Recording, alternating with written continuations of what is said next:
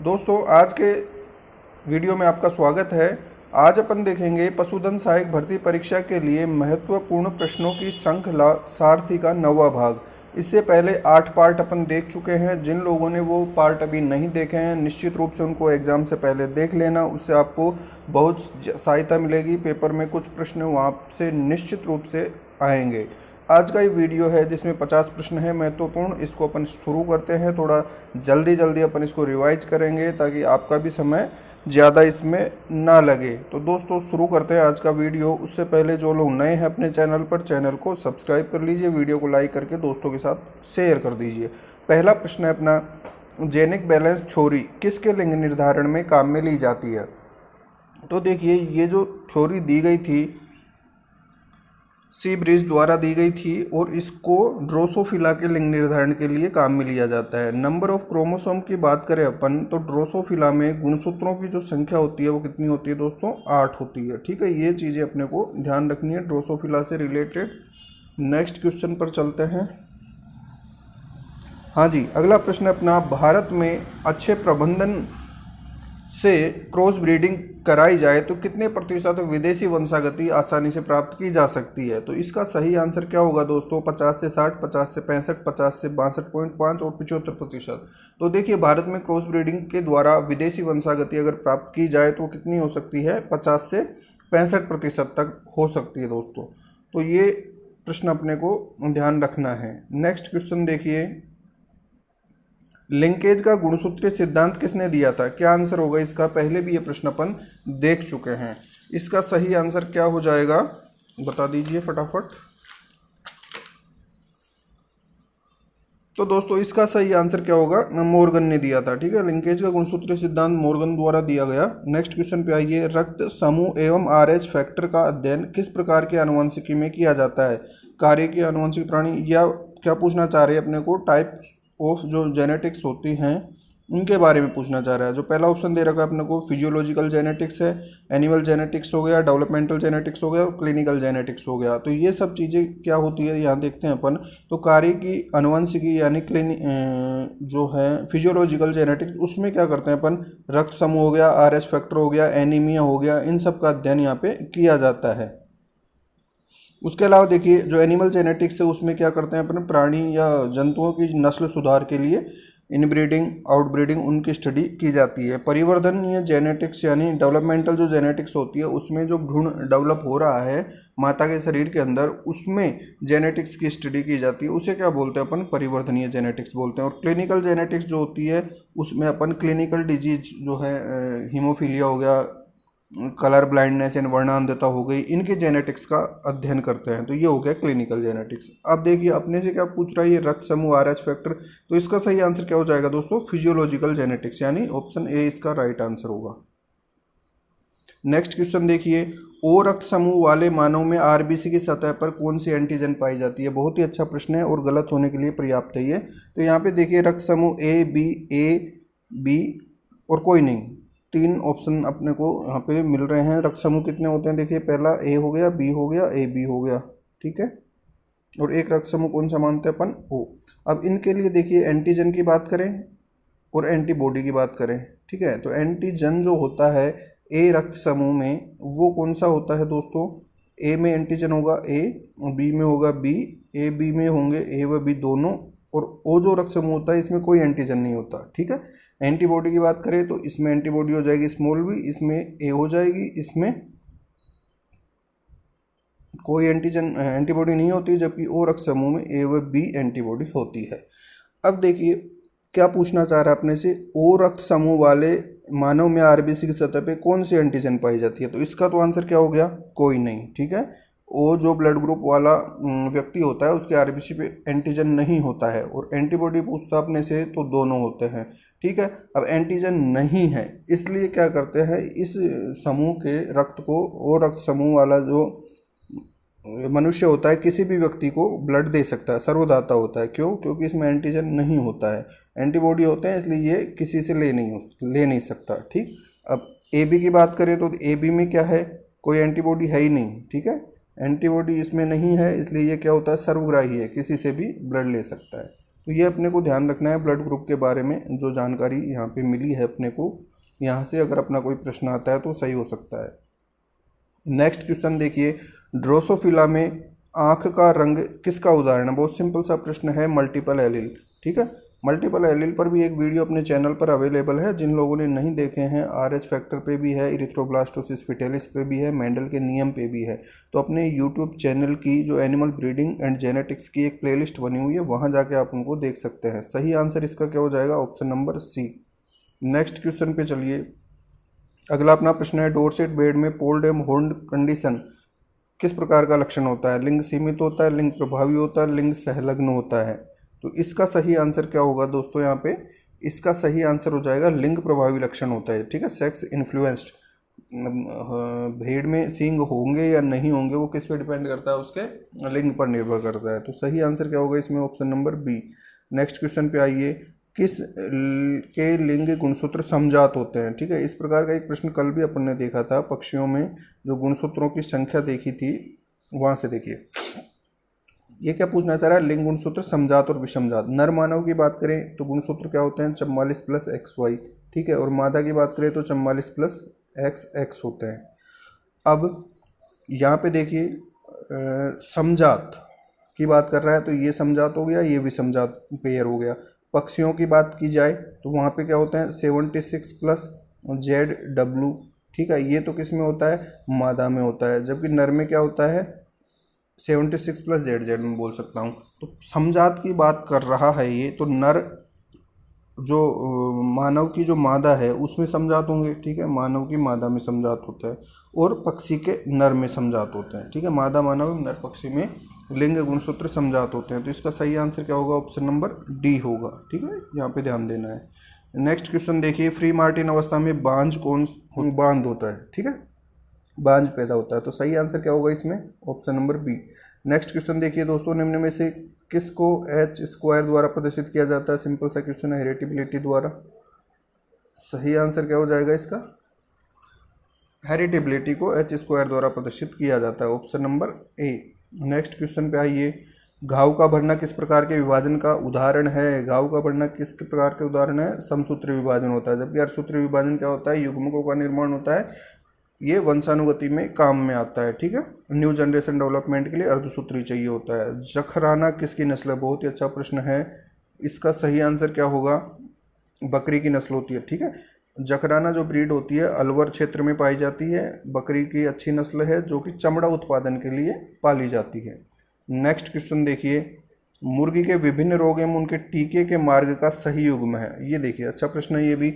मारेक disease, चमड़ी के नीचे, रानीखेत, पीने का पानी, गंबोरो आँख में। यहाँ पे क्या दे रखा है? मुर्गी की विभिन्न बीमारियाँ दे रखी है, और एक तरफ उनकी जो टीके लगाते हैं उसका रूट दे रखा है, रूट ऑफ एडमिनिस्ट्रेशन। यानी सब कट हो गया, ड्रिंकिंग वाटर में हो गया, आई ड्रॉप के द्वारा हो गया। तो यहाँ पे देखिए दोस्तों, मुर्गी की जो बीमारियाँ होती है, जैसे मारेक डिजीज़ की बात करें तो इसका जो वैक्सीन लगाया जाता है, सब कट लगाया जाता है। ठीक है, चमड़ी के नीचे, सही है। रानीखेत जो डिजीज है, इसकी जो वैक्सीन होती है वो आँख में ड्रॉप के द्वारा डाली जाती है, यानी आई ड्रॉप से दी जाती है रानीखेत में। और गंबोरो का जो वैक्सीन होता है वो पीने के पानी में, यानी ड्रिंकिंग वाटर में दिया जाता है। तो ये दोनों ऑप्शन यहाँ पे गलत हो रहे हैं। आंसर क्या हो गया इसका? मारेक डिजीज, चमड़ी के नीचे। अब देखिए, जो मारेक डिजीज की वैक्सीन होती है वो लगाई कब जाती है? ये भी क्वेश्चन पूछा जाता है अपनी एग्जाम में। तो 1 डे ओल्ड चिक जो होता है, एक दिन का जो चूजा होता है उसको लगाया जाता है 1 दिन की उम्र पर। जबकि रानीखेत जो डिजीज है उसका वैक्सीन 7 दिन की उम्र पे लगाया जाता है, और गंबोरो बीमारी का टीका लगाया जाता है 14 दिन की एज पे। ठीक है, ये अपने को ध्यान रखना है। ठीक है, बीमारी का नाम, उसका जो रूट ऑफ एडमिनिस्ट्रेशन है वैक्सीन का वो, और कब लगाया जाता है, ये तीनों चीज़ें अपनी एग्जाम में पूछ ली जाती है। नेक्स्ट प्रश्न देखिए यहाँ पे, निम्न में से किस बीमारी का टीका जीवन में एक ही बार लगता है? गलघोटू, FMD, लंगड़ा बुखार, ब्रुसेलोसिस। हाँ जी, यहाँ देखिए गलघोटू यानी HS हो गया, हीमोरेजिक सेप्टिसेमिया जो कि पास्चुरेला मल्टोसिडा से होता है। FMD foot and mouth disease, खुरपका मुँह पका हो गया। और लंगड़ा बुखार क्या हो गया अपने? ब्लैक वाटर हो गया। तो देखिए FMD का जो टीका होता है साल में 2 बार लगाया जाता है दोस्तों। ठीक है, सितंबर और मार्च में लगाया जाता है। जबकि गलघोटू और जो लंगड़ा बुखार है, इनका टीका मानसून से पहले साल में 1 बार लगाया जाता है। और ब्रुसेलोसिस का जो टीका होता है वो जीवन में 1 ही बार लगता है। ठीक है, जीवन में ही 1 बार, लाइफ टाइम। जबकि थैलेरियोसिस का जो टीका होता है 3 साल में एक बार लगाया जाता है। तो ये टीकाकरण से संबंधित कुछ बातें हैं जो ध्यान रखनी है। फ्लूमेथ्रिन किस प्रकार के परजीवी के खिलाफ काम करता है? बाह्य आंतरिक परजीवी दोनों पर। देखिए फ्लूमेथ्रिन का 1% जो सस्पेंशन होता है उसको टॉपिकली यूज करते हैं अपन, ठीक है, जानवर के शरीर के बाहरी सतह पर लगाया जाता है ताकि वो बाह्य परजीवियों को नष्ट कर सके। तो इसका सही आंसर क्या हो गया? ऑप्शन नंबर ए इसका राइट आंसर होगा। नेक्स्ट क्वेश्चन यहाँ पे देखिए, निम्न में से कौन सा कथन सही है? हाँ जी, फेसियोला के लिए ड्रग ऑफ चॉइस थियोबेंडाजोल है, आइवरमेक्टिन दस्त में उपयोगी है, थैलेरियोसिस का टीका 3 साल में एक बार लगता है, सभी सही है। हाँ जी, क्या आंसर होगा इसका बताइए। तो यहाँ पे देखिए दोस्तों, फेसियोला के लिए ड्रग ऑफ चॉइस थियोबेंडाजोल नहीं होती है, ठीक है, क्या होती है? ट्राइक्लोबेंडाजोल होती है। जो ड्रग ऑफ चॉइस होती है सभी बीमारियों की वो अपने को याद रखना है, वहाँ से एक क्वेश्चन जरूर आएगा एग्जाम में। आयुर्मेक्टिन जो होती है दस्त में उपयोगी नहीं होती। आयुर्मेक्टिन क्या करती है? एंडो एवं एक्टो बाह्य एवं आंतरिक प्रकार के परजीवियों को शरीर से हटाने का काम करती है, ठीक है, डीवर्मिंग में काम में लेते हैं। थैलेरियोसिस का टीका 3 साल में एक बार लगता है, ये अपन पिछले क्वेश्चन में देखा है। तो यहाँ पे कौन सा कथन सही है? केवल सी, थैलेरियोसिस वाला क्वेश्चन ही सही है। तो आंसर इसका क्या हो जाएगा? Option number C. Next question देखिए, फाल्स गिड बीमारी है घोड़े की, बकरी की, भेड़ की, ऊंट की। तो फाल्स गिड जो बीमारी होती है वो भेड़ की होती है दोस्तों, ठीक है। सही आंसर क्या हो गया इसमें? भेड़ की बीमारी है। नेक्स्ट क्वेश्चन पे आइए, त्वचा के खरोच के नमूने में उपयोगी है। त्वचा की खरोच ली क्यों जाती है? जब मेंज हो जाता है, जो माइट्स का इन्फेस्टेशन होता है, त्वचा में माइट्स की संख्या बहुत ज़्यादा होने पर त्वचा खराब होने लगती है, तो उस कंडीशन को अपन क्या बोलते हैं? मेंज बोलते हैं। तो मेंज की जो जांच की जाती है लेबोरेटरी में, उसके लिए त्वचा का थोड़ा सा खरोच कर सैंपल लिया जाता है। उस सैंपल को रखने के लिए 10% KOH का सोल्यूशन अपन काम में लेते हैं।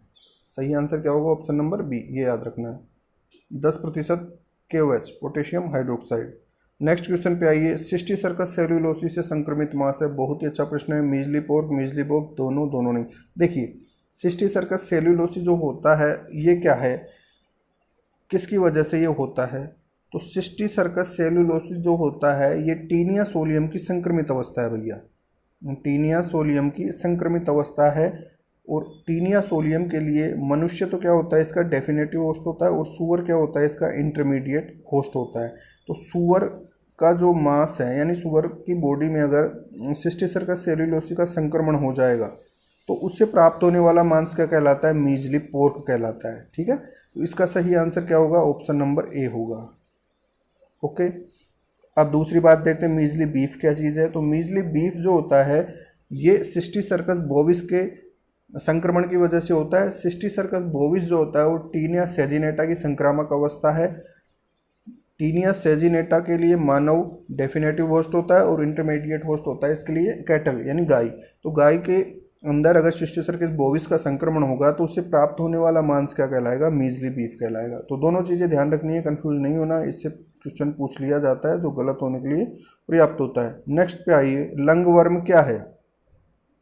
ट्रिमेटोडा, निमेटोड, सेस्टोड। देखिए ट्रिमेटोड क्या होते हैं? फ्लूक होते हैं, पर्णकृमि जिसे अपन बोलते हैं फ्लूक, जैसे फेसियोला हो गया, सिस्टोसोमा हो गया, ये किस में आते हैं? फ्लूक्स में आते हैं। निमेटोड क्या होते हैं दोस्तों? राउंड वर्म यानी गोलकृमि, गोलकृमि। इसका एग्जाम्पल क्या ले सकते हैं अपन?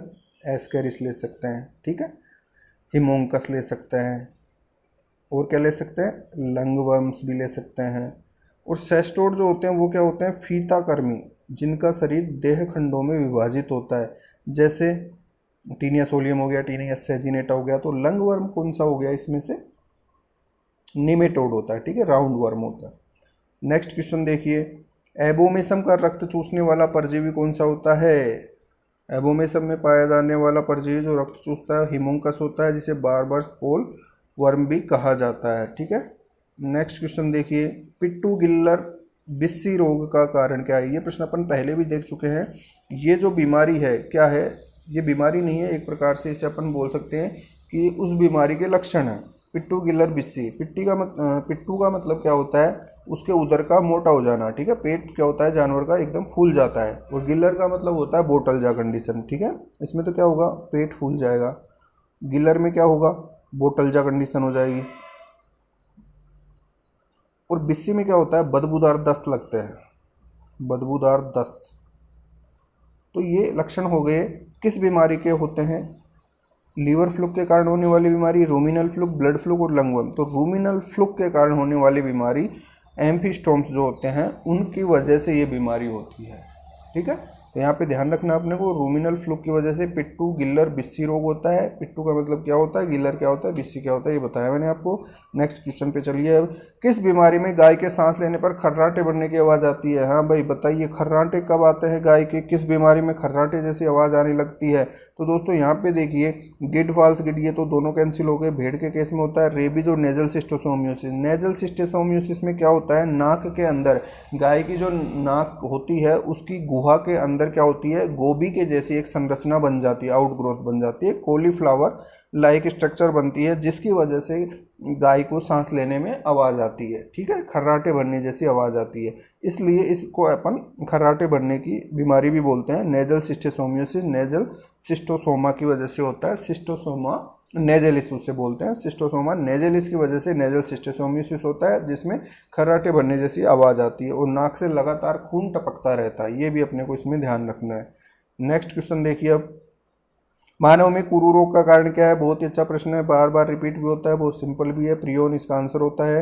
अम्लीय अपच में रूमिनल द्रव की पीएच क्या हो जाती है, देखिए दोस्तों अम्लीय अपच बोल रहा है तो पीएच क्या होगी, एसिडिक होगी। एसिडिक पीएच का मतलब क्या हो जाएगा, 7 से कम पीएच हो जाएगी। जब क्षारीय अपच पूछता तो पीएच कितनी होती है, 7 से ज़्यादा। आंसर क्या कर देंगे, 7 से कम। नेक्स्ट क्वेश्चन पे आइए। मानव में समान लक्षणों वाली बीमारियों में तुलना करने के पश्चात लिंग बीमारियों का निर्धारण करना कहलाता है स्नैपशॉट्स, डायरेक्ट, टेंटेटिव, डिफरेंशियल। हाँ जी, समान लक्षणों की बीमारियों की आपस में तुलना करके एक बीमारी का पता लगा रहे हैं तो उसे क्या बोलते हैं, डिफरेंशियल डायग्नोसिस बोलते हैं। ऑप्शन डी यहाँ पे राइट आंसर होगा। नेक्स्ट क्वेश्चन देखिए। माउथ वॉश के लिए उपयोगी लाल दवा का विलियन होता है KMNO4, जिसका उपयोग माउथ वॉश में करते हैं। विलियन कितने प्रतिशत का होना चाहिए, 1% का होना चाहिए। नेक्स्ट क्वेश्चन पे आ जाइए। निम्न में से भैंस की नस्ल नहीं है, मुर्रा, सुरती, सिरोही, मेहसाणा। बहुत ही बच्चों का प्रश्न हो गया, कौन सी नस्ल नहीं है भैंस की, भाई सिरोही नहीं है। सिरोही किसकी नस्ल होती है, गोट की होती है। नेक्स्ट क्वेश्चन देखिए। मुर्गी के लिए सही है भूमध्य सागरीय, हाँ जी, भूमध्य सागरीय नस्लों के अंडे सफ़ेद रंग के नहीं होते हैं, गलत बात है। इंग्लिश ब्रीड के अंडे एकदम सफ़ेद रंग के होते हैं, ये भी गलत बात है। कड़कनाथ सबसे हल्की नस्ल है, ये सही बात है। तो इसका सही आंसर क्या हो जाएगा, ऑप्शन नंबर सी यहाँ पे क्या होगा, राइट आंसर हो जाएगा। नेक्स्ट क्वेश्चन अभी यहाँ पे देखते हैं अपन।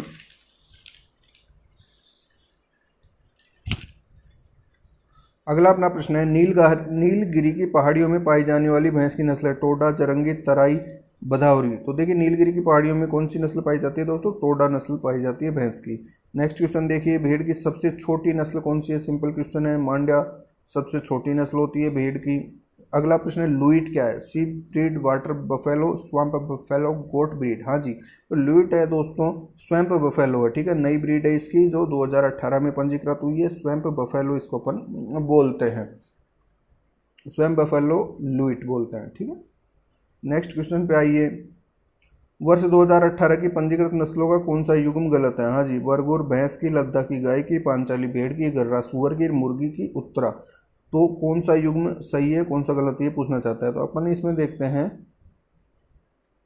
2018 की जो पंजीकृत नस्लें थी, भैंस के लिए बरगुर सही था, लद्दाखी गाय की भी सही है, पांचाली भेड़ की भी सही है, गर्रा सुअर की भी सही है, मुर्गी के लिए उत्तरा भी सही है। तो सभी सही है भैया ये तो यहाँ पे ऑप्शन क्या है, केवल एक सही है या गलत है, गलत पूछ रहा है ये, कौन सा युग्म गलत है। कोई भी प्रश्न अपनी एग्जाम में आता है जिसमें सही है या गलत है, सत्य है असत्य है, सत्य नहीं है असत्य नहीं है, इस प्रकार का अगर कोई भी प्रश्न आता है उसको 2 बार पढ़ना है, वहाँ पे गलती नहीं करनी। अब अपने से क्या पूछना है जरा, कौन सा कथन गलत है, तो केवल एक गलत है, केवल 3-5 गलत है, केवल 2 गलत है। तो भैया कोई सा भी गलत नहीं है, सारे सही हैं, तो कोई गलत नहीं है, तो ऑप्शन डी इसका अपन राइट आंसर करेंगे। क्वेश्चन अपने को आता है वो अलग बात है, अपन उसको सही कर पाते हैं या नहीं कर पाते वो अलग बात है, ये भी अपने को ध्यान रखना है। नेक्स्ट क्वेश्चन देखिए। दलदली भैंसों में गुणसूत्रों की संख्या कितनी होती है, दलदली भैंसों में गुणसूत्रों की संख्या कितनी होती है भाई, 48 होती है। और वाटर बफेलो में कितनी होती है, 50 होती है, याद रखना है, छोटा सा प्रश्न ये तो सबको आता है। निम्न में से कौन सी भैंस की नस्ल मुर्रा के ग्रेडिंग अब से विकसित की गई है, पहली बात। दूसरी बात क्या कह रहा है, जो आंध्र प्रदेश की तटीय इलाकों में पाई जाती है, हाँ जी। तो इसका क्या आंसर होगा? गोदावरी, महसाणा, भदावरी और तराई। हाँ जी, तो इसका सही आंसर क्या है दोस्तों? गोदावरी नस्ल की भैंस जो है वो मुर्रा के ग्रेडिंग अप से डेवलप की है और आंध्र प्रदेश के तटीय इलाकों में पाई जाती है। ऑप्शन ए इसका राइट आंसर हो जाएगा यहाँ पे। नेक्स्ट क्वेश्चन पे आइए, घोड़े का जीवन काल कितना होता है? घोड़े का कितना होता है? 20 साल होता है। सभी जो लाइव स्टॉक हैं, सभी प्रकार के जो जंतु हैं, उनका जीवन काल अपने को ध्यान में रखना है। उनको कितना पानी आवश्यक होता है ये भी अपने को याद करना है सभी के लिए, ठीक है। सभी का ड्रेसिंग परसेंटेज याद होना चाहिए।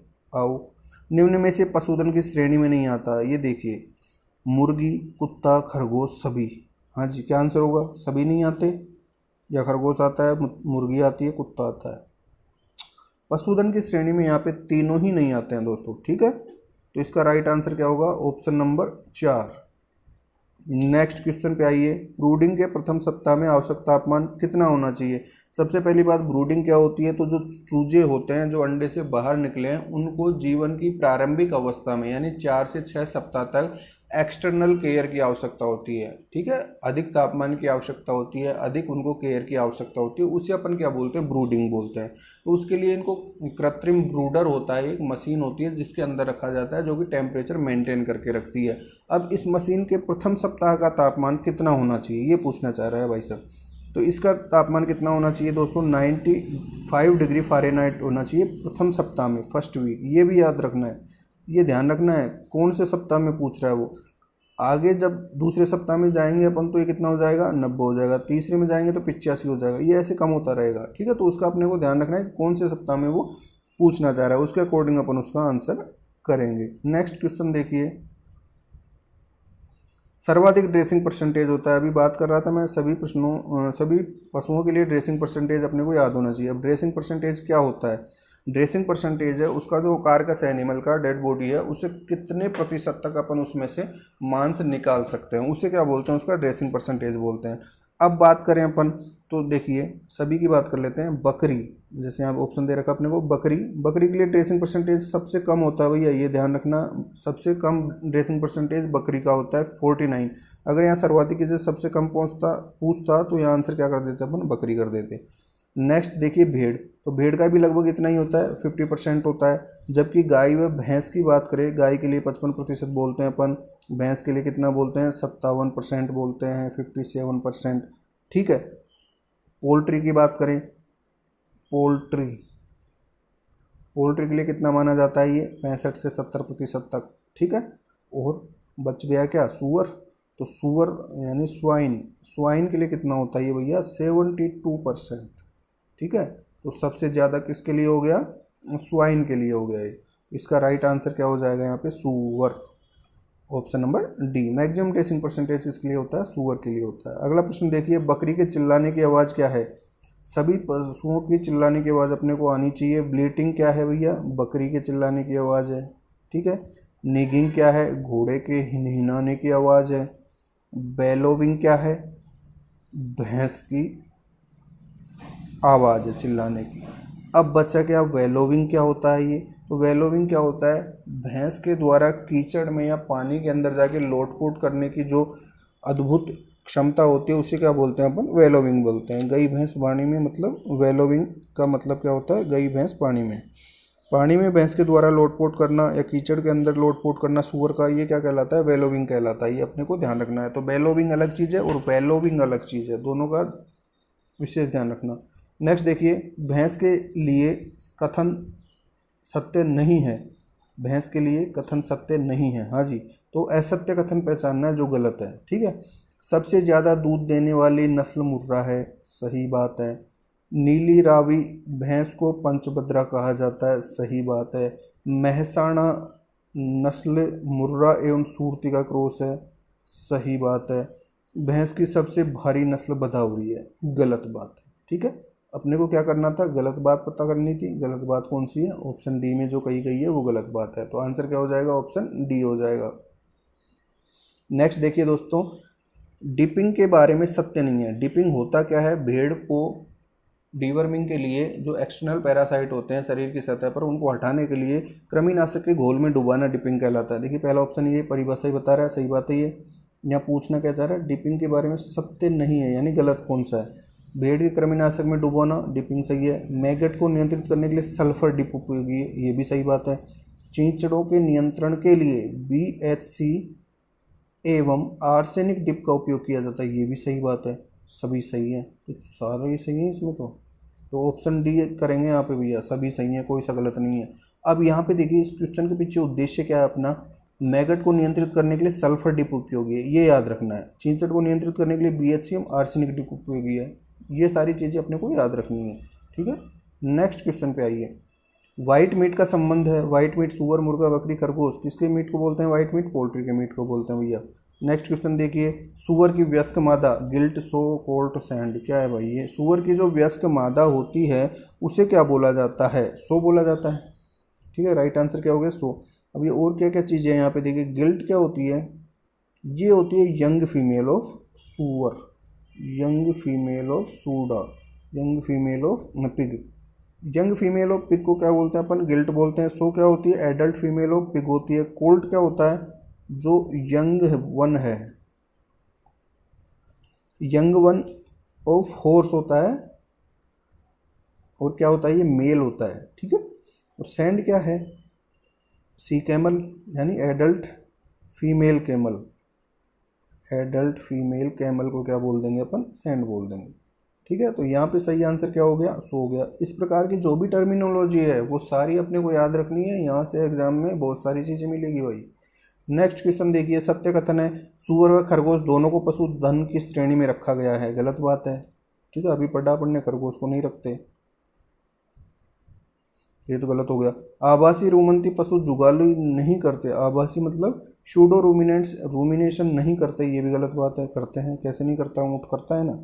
एक पशुधन की इकाई में 3 सुअर आते हैं, तो एक पशुधन की इकाई में 3 सुअर नहीं आते हैं भैया, ये भी गलत है। तो इसका आंसर तो क्या हो गया, ऑप्शन डी, ठीक। अब देखिए इस पर थोड़ी चर्चा करें अपन। पशुधन की इकाई के बारे में देखें तो इसमें क्या हो सकता है, एक गाय हो सकती है, एक भैंस हो सकती है, ठीक, 3 बछड़े हो सकते हैं भैया, 3 बछड़े हो सकते हैं, और 2 सुअर हो सकते हैं। ये क्या होता है, पशुधन इकाई को ऐसे परिभाषित करता है। नेक्स्ट देखिए, पैक क्या है, घोड़े का आवाज, सुअर का समूह, भेड़ों का झुंड, कोई नहीं। पैक होता क्या है, group of horse, group of horse जो होता है उसे क्या बोला जाता है, पैक बोला जाता है। तो यहाँ पे तो ऑप्शन में दे नहीं रखा, तो क्या कर देंगे, डी कर देंगे। नेक्स्ट क्वेश्चन पे आइए, देखिए लिखा हुआ है यहाँ पे note, pack group of horse होता है, ठीक है, ग्रुप ऑफ हॉर्स। हाँ जी, पशु एवं वैज्ञानिक नाम का सही युग्म नहीं है, यानी जो गलत है वो पता करना है। देसी गाय बोस इंडिका सही है, भैंस बोस टोरस, ये तो गलत बात है भाई। बोस टोरस तो क्या होता है, विदेशी गाय को बोलते हैं अपन। भैंस का वैज्ञानिक नाम बुबेलिस बुबेलिस। भेड़ ओविजाराइज, सही बात है। बकरी कैप्रा हिरकस, सही बात है। तो गलत मिल गया अपने को, ऑप्शन बी। सही आंसर क्या हो जाएगा, ऑप्शन बी हो जाएगा। नेक्स्ट देखिए, वयस्क नर ऊँट क्या है, मैया, सांड, टोडिया। ये अच्छा क्वेश्चन है भैया, इसको ध्यान रखना है। मैया को बोलते हैं अपन वयस्क नर ऊँट, जो एडल्ट मेल होता है कैमल का, उसे क्या बोला जाता है, मैया बोला जाता है, ठीक है। और सांड किसको बोला जाता है, फीमेल को। ये दोनों चीज़ें ध्यान रखनी है। टोडिया क्या होता है, ऊँट के बच्चे होते हैं, उसे अपन टोडा टोडी बोलते हैं। एक लाइव स्टॉक यूनिट है, आगे वही प्रश्न, एक गाय या भैंस, सही बात है। 3 सुअर, गलत बात है भैया। 2 बछड़े, गलत बात है। सही आंसर क्या होगा इसमें, ऑप्शन 1 होगा। अब देखिए यहाँ पे जल्दीबाजी में अपन आर ऑफ अबोव भी कर सकते हैं। 3 सुअर 2 बछड़े, तो इतनी जल्दीबाजी नहीं करनी अपने को, आराम से सोच समझ के क्वेश्चन को सोल्व करना है। अपना क्वेश्चन गलत नहीं होना चाहिए, मेन पॉइंट ये, ठीक है। सही हो या ना, पर गलत ना हो, इसका विशेष ध्यान रखना है। घोड़े के आमाशय में प्रकोष्ठ हैं, 1 2 3 4। उत्तर भी दे रखा है इसमें, तो एक ही है भैया। घोड़ा क्या है, सिंगल स्टोमक होता है इसमें। तो घोड़े के आमाशय में प्रकोष्ठ कितना होता है, 1। तो आज के इस वीडियो में अपन ने 50 प्रश्न देखे हैं दोस्तों, जो कि बहुत ही महत्वपूर्ण है अपने एग्जाम के दृष्टिकोण से। तो इस वीडियो को अच्छे से देखिए, जो भी डाउट हो वो क्लियर कर लीजिए। एग्जाम के लिए बहुत ही अल्प समय बच गया है, दोस्तों के साथ शेयर कीजिए। धन्यवाद।